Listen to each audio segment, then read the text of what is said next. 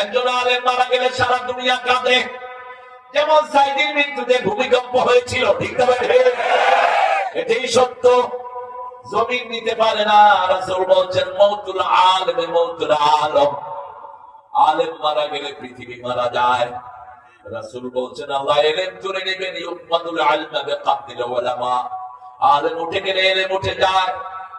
আল উলামা ওয়ারাসাতুল আমবিয়া, ইন্নামাল আমবিয়া লাম ইউরিসু দিনারা ওয়ালা দিরহামা, সব আলেমরা নবীদের ওয়ারিস। উঠলেন কেন? এই ধরো ধরো স্যার, এটা চেয়ার দাও স্যার। কোন সাবজেক্টে?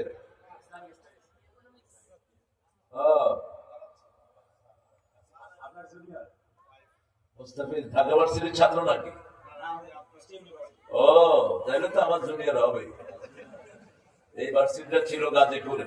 দেখেন এখানে একটা চমৎকার জিনিস আমি দেখলাম। যতজন ঘোষণা করেছে আমাদের এই গাছার প্রাক্তন সভাপতি সহ সবাই বলতেছে গাজীপুর, কিপুর, আর ওরা কিন্তু সবসময় যাবে। মুসলমানরা কয় কিপুর, গাজীপুর। মুসলমানরা কয় মোমেন শাহী, আর যারা মুসলমান না তারা কয় মাই ম্যান সিং, মাই ম্যান সিং।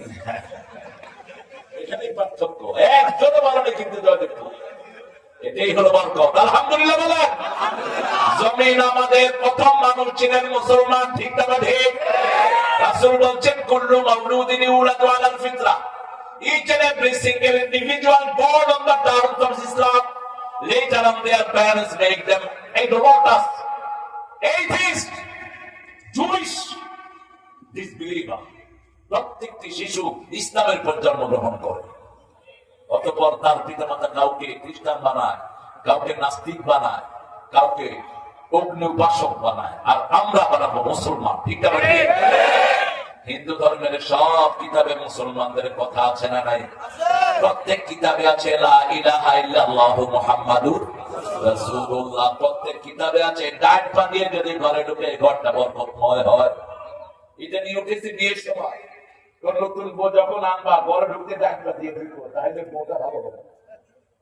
অথচ আমার নবী 1500 বছর আগে বলছেন ঘরে ঢুকতে কোন পা, আর পায়খানা ঢুকতে কোন পা, বাইরে হইতে কোন পা? হ্যাঁ, বাইরে হইতে কোন পা? বাইরে হইতে মানে ঘর থেকে বাইরে হবেন যখন বাম পা। তার মানে দুনিয়াটা পায়খানা, দুনিয়াটা কি? আর আপনার ঘরও মসজিদ, আপনার মসজিদও মসজিদ। কি নিয়ম দেখেন, দুনিয়াটা কি? সবচেয়ে নিকৃষ্ট জায়গা। আর দুনিয়া সিফাতু আলিহা কাল গেলাম। এজন্য যারা দুনিয়া নিয়ে টানাটানি করে, রাসূলের কথা বলছেন দুনিয়াটা মরা হাতি, এটার পিছনে যারা দৌড়ায় সবগুলো হলো পাগলা কুত্তা। কুত্তা একটা কুত্তা না, 100টা কুত্তা যদি হাতি খায় শেষ হবে? হবে না। কিন্তু কুত্তা করে কি? দুইটা যখন খায় আর বাকি দূরে তুই আসতে পারবি না, এই দৌড়ায় নিয়ে ছোটে। কুত্তায় কামড়া কামড়ি করে, শকুনে খেয়া যায়, ঠিক না? ঠিক। এজন্য শুধু দুনিয়া টার্গেট হবে না, আমাদের টার্গেট আখিরাত। যারা দুনিয়াকে নিয়ে মুক্ত থাকে তাদের দুনিয়াও শেষ, আখিরাত তো। রাসূল বলছেন নৌকার মতো, নৌকার নিচে পানি না হলে নৌকা চলবে না। ওই পানিটাই হলো দুনিয়া। পানিটা কি? দুনিয়ার নৌকাটা হলো আপনার জীবন। এখন এই পানি যদি নৌকায় উঠে যায়, যাত্রীও শেষ, নৌকাও। দুনিয়াকে কখনো মাথার উপরে উঠাবেন না। ব্যবসা করেন, বাণিজ্য করেন, কিন্তু যখন আযান হবে ব্যবসা বন্ধ। কার আইন? আল্লাহর আইন। ছেলে মেয়েকে লেখাপড়া শিখান, কিন্তু আগে তাকে দিন শিখান। দিন যদি না শিখান, সে হবে ওই সালমান দরবেশের মতো বাকপাস, ঠিক না? ঠিক। ইসলামের মতো বিশ্ব ডাকাত ৮০,০০০ কোটি শুধু ইসলামী ব্যাংক থেকে লুট করে নিয়েছে। ৮০,০০০ কোটি। আর গত 17 বছরে পাচার হয়েছে কত টাকা? কথা বলবেন? হ্যাঁ, আরে হিসাব নাই। দেখো না কেন হিসাব নাই? হিসাব কি করে দেখাইছে? মাত্র ২৮ লক্ষ কোটি টাকা। আর বাংলাদেশের লোন হলো ২৯ লক্ষ কোটি টাকা। তবে আমরা আফসোস করি না, কারণ আমাদের আল্লাহর ভান্ডে কম নেই। যদি সবাই মিলে কোরআনকে ধরি, এক মাসে এর চেয়ে বেশি আল্লাহ লাভ দিয়ে দিবেন। এখনই তার প্রমাণ আছে না নাই? এই যে এত একটা বছর চলে গেল, হুজুরদের কোনো টেনশন নাই। আর হুজুররা যদি টেনশনে না থাকে, মুসল্লিরাও টেনশন মুক্ত। কারণ হুজুর যখন বিপদে থাকে, মুসল্লিরা তো আর আগে শেষ। হুজুরে সামলাইবো না মুসল্লি সামলাইবো? এই খতিব সাহেব এটা বলবেন। কত প্রোগ্রামে এসেছি, উঠতে দেয়নি, বলছে হুজুর উপর থেকে নিষেধ। বললাম কে নিষেধ করছে? এটা আর খবর। তবে এখন সামনের পার্লামেন্ট হবে কোরআনের পার্লামেন্ট, সামনের পার্লামেন্ট হবে ইসলামের পার্লামেন্ট। পার্লামেন্টে যারা যায় যাক, আমাদের কোনো আপত্তি, কিন্তু কোরআন ছাড়া একদিন পার্লামেন্ট চলতে দেব না। রাজি আছে মুসলমান?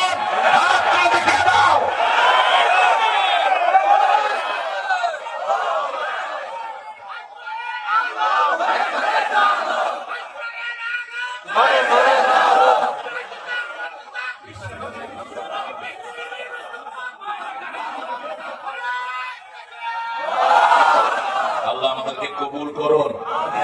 ইমামুন আদিল, আপনি একজন ইনসাফগার ইমাম হবেন, হবেন তো? কথা বলেন না কেন? আদিল, আদল কাকে বলে? বলেন। আদল হলো আপনার ছেলে তিনটা, আমার দুইটা। আমাকে তিন ছেলের খাওয়া দিতে হবে, ওনাকে দুই ছেলে দিতে হবে, ঠিক না বেটি?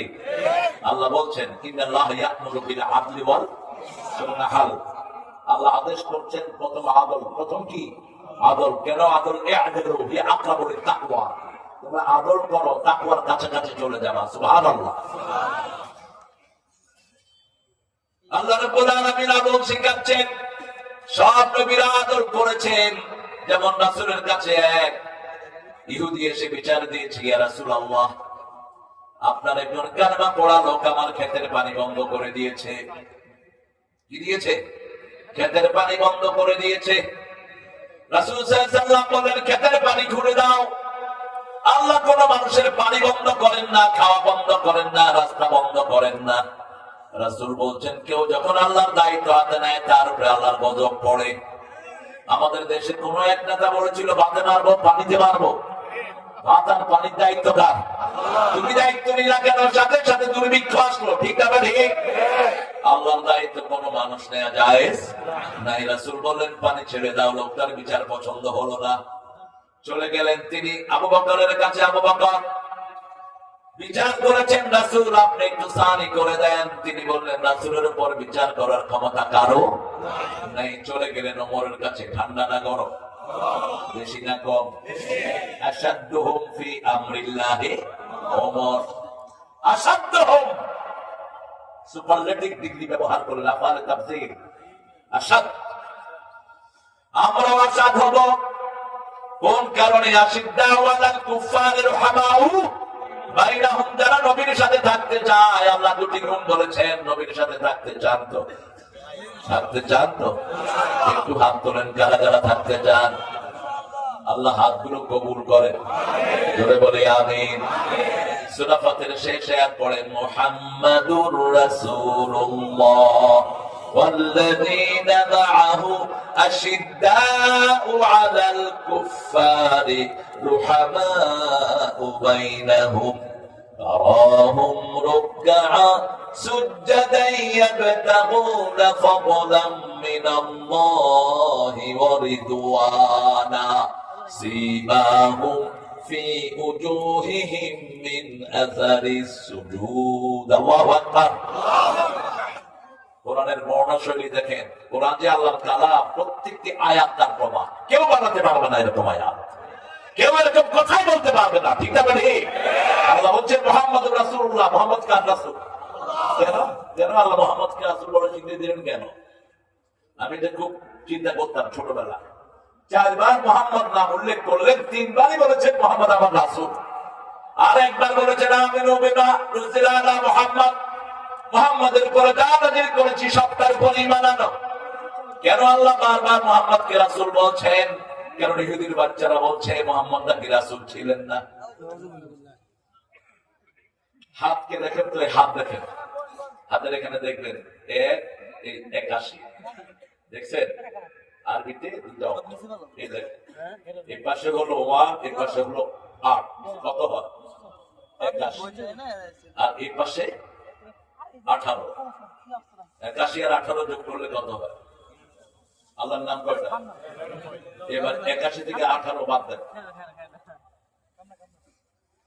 কত হয়? 63। কত?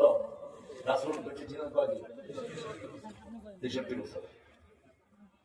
অসংখ্য নিদর্শন দিয়ে রেখেছেন। আর ইহুদিরা বলছে রাসূল নাকি নবী ছিলেন না, রাসূল ছিলেন। এজন্য প্রমাণ দিচ্ছেন কে? মুহাম্মাদুর রাসূলুল্লাহ। আল্লাযীনা মাআহু, যারা তার সাথে থাকবে, আশিদ্দাউ আলাল কুফার, কাফেরদের উপর হবে বজ্র কঠিন। যেমন ছিলেন আবু বকর, যুদ্ধের ময়দানে গিয়েছেন, বদরের ময়দান। আবু বকরের আত্মীয় স্বজন বলছে, আবু বকর বহুবার তোমাকে পেয়েছি, কিছুই করি নাই। আবু বকর বলছেন, আমি যদি একবার পেতাম তোদের কল্লা গর্দান থেকে ছিঁড়ে ফেলতাম। একবার যদি আমি তোমাদেরকে সামনে পেতাম, কারণ আমরা কার জন্য ময়দানে নেমেছি? আল্লাহর জন্য নেমেছি। রাসূল সাল্লাল্লাহু আলাইহি ওয়াসাল্লামের বিচার পছন্দ হলো না। ওমর ফারুক তরবার বের করে এক কোপে শরীর থেকে গর্দান ফেলে দিলেন। সারা মদিনায় ছড়িয়ে পড়ল, কাতারা ওমর মুসলিমান, ওমর মুসলমানকে খুন করেছে। তার আত্মীয় স্বজন গিয়ে রাসূলকে বিচার দিয়েছে। রাসূল সাল্লাল্লাহু আলাইহি ওয়াসাল্লাম ঘর থেকে বের হলেন আর বলেন, লা আযুন আন্না ওমর ইয়াশতারি কাতলা আখিল মুসলিম। আমি কখনো ভাবতেই পারি না আমার ওমরের হাত কোন মুসলমানের রক্তে রঞ্জিত হতে পারে। কথা শেষ না করতে জিবরাইল আমিন আলাইহিস সালাম আয়াত নিয়ে হাজির। সূরা নিসার 65 নম্বর আয়াত, ফালা ওয়া রাব্বিকা লা ইউমিনুন হাত্তা ইউহাক্কিমুকা ফীমা শাজারা বাইনাহুম সুম্মা লা ইয়াজিদু ফী আনফুসিহিম হারাজান মিম্মা কাদাইত ওয়া ইউসাল্লিমু তাসলিমা। তিনটা পদ্ধতি। আল্লাহ রাসূলের বিচার মানবে না, কসম খাচ্ছেন কে? আল্লাহ নিজের কসম খাচ্ছেন, ফালা ওয়া রাব্বিক, তোমার রবের কসম, তুমি কখনো মুমিন হইতে পারবা হাত্তা ইউহাক্কিমুকা ফীমা শাজারা বাইনাহুম, যতক্ষণ মুহাম্মদকে বিচার না মানবা তোমার পারিবারিক জীবনে, রাষ্ট্রীয় জীবনে, আন্তর্জাতিক জীবনে, ব্যক্তিগত জীবনে। তোমার ব্যক্তিগত জীবন তোমার নয় টাকা।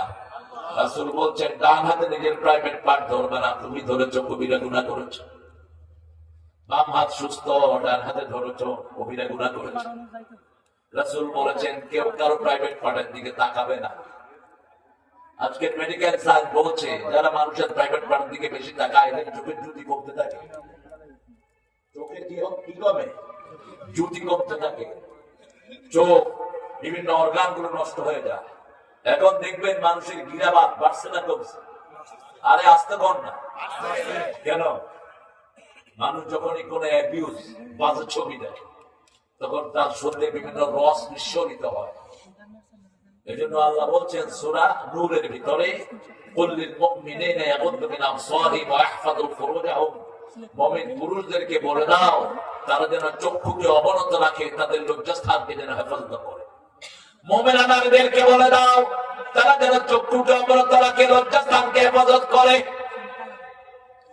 পর্দা করা আমাদের ইসলামের সুন্নাত না নফল?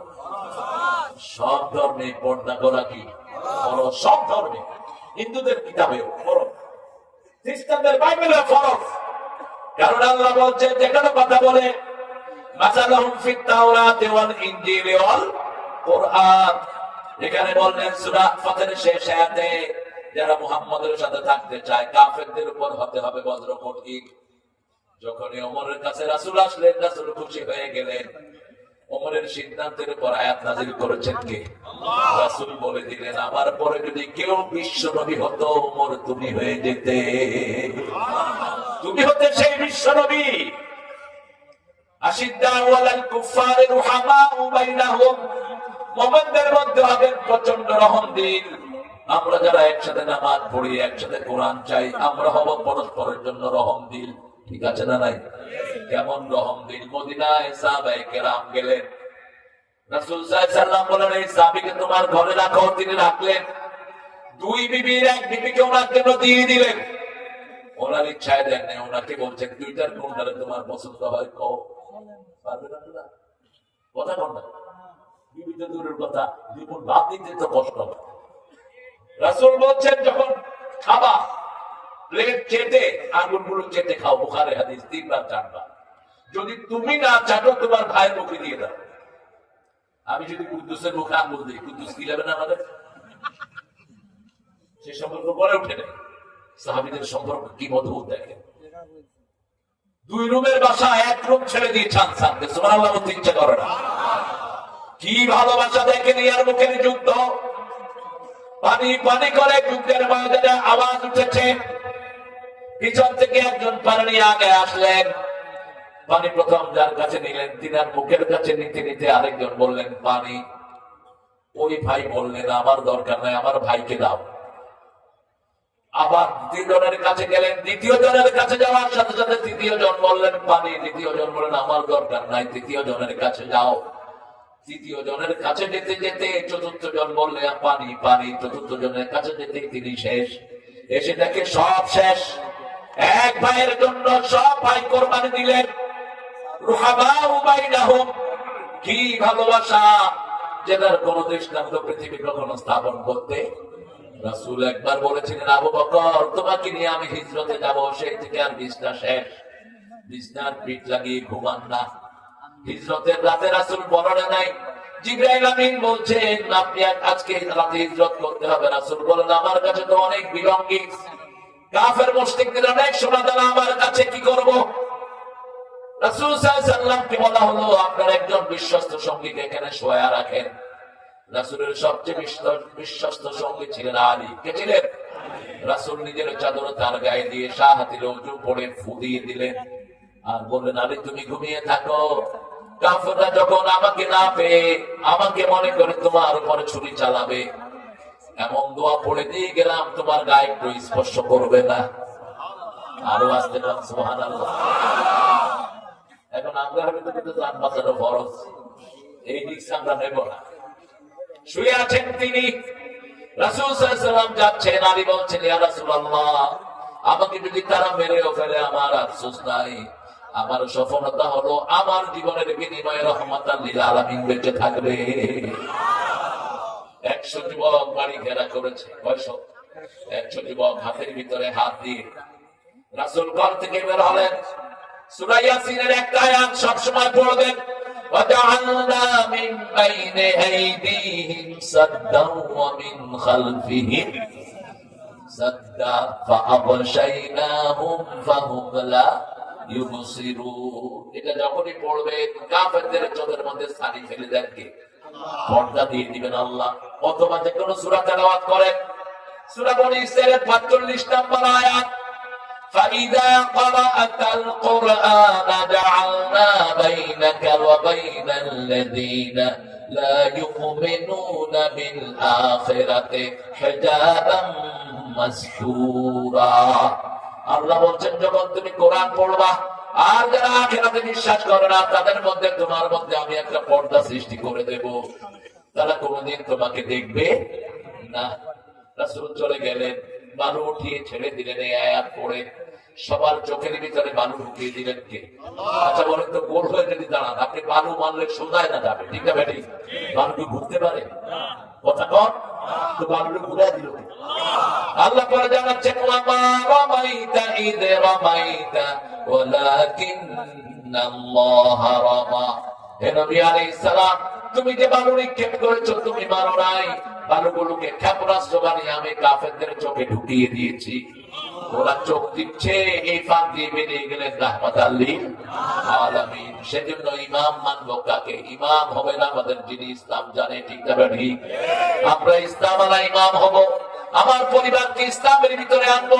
মৃত্যুর পরে প্রথম হিসাব কিসের হবে? নামাজ। আগে পরিবারের ভিতরে নামাজ চালু করেন। কি চালু করেন? আপনার মেয়ে প্রাইভেট পড়তে যাচ্ছে, কোথায় যাচ্ছে আপনি খবর নেন। আসার সাথে সাথে জিজ্ঞেস করেন মা তুমি নামাজ পড়েছো কিনা, ছেলেকে জিজ্ঞেস করেন নামাজ পড়েছো কিনা।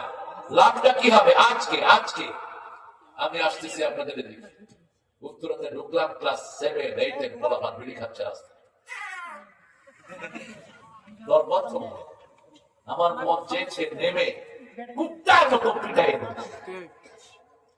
কিসের শিক্ষা?